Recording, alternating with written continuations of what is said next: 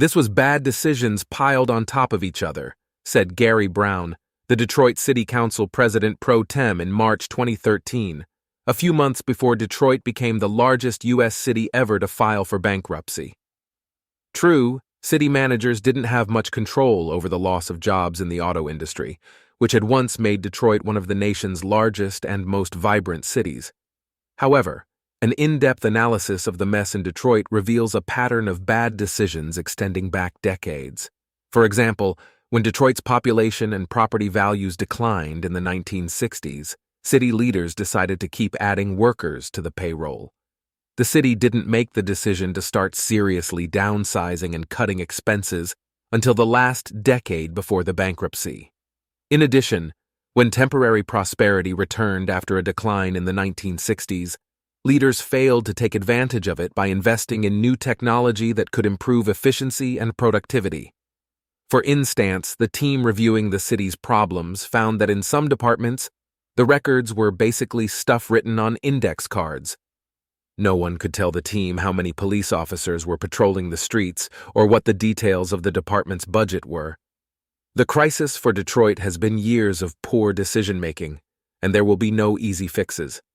However, leaders and demoralized residents hope that bankruptcy and emergency management will finally lead to the right decisions that can overhaul the out-of-control city systems and services, pay off the overwhelming debts, and give Detroit a fresh start.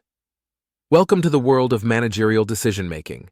Every organization, whether it is General Motors, GM, Apple, the American Red Cross, or the city of Detroit, grows, prospers, or fails as a result of decisions made by its managers. Yet decision-making, particularly in relation to complex problems, is not always easy.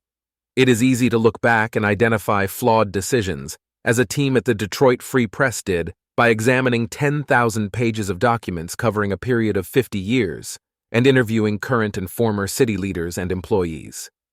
But managers frequently make decisions amid ever-changing factors, unclear information, and conflicting points of view.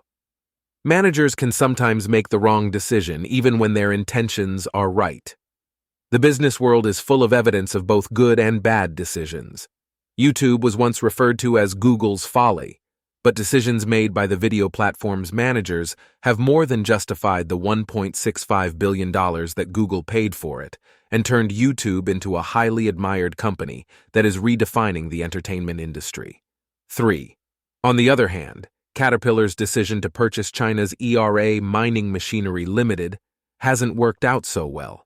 After paying $700 million for the deal, Caterpillar managers said less than a year later that they would write down ERA's value by $580 million. The company blamed deliberate accounting misconduct that was designed to overstate profits at the firm's mine safety equipment unit.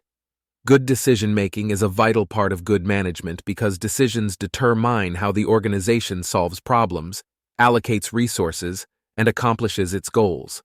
This chapter describes decision-making in detail. First, we examine decision characteristics. Then we look at decision-making models and the steps that executives should take when making important decisions. The chapter also explores some biases that can cause managers to make bad decisions. Finally, we examine some specific techniques for innovative decision-making in today's fast-changing environment.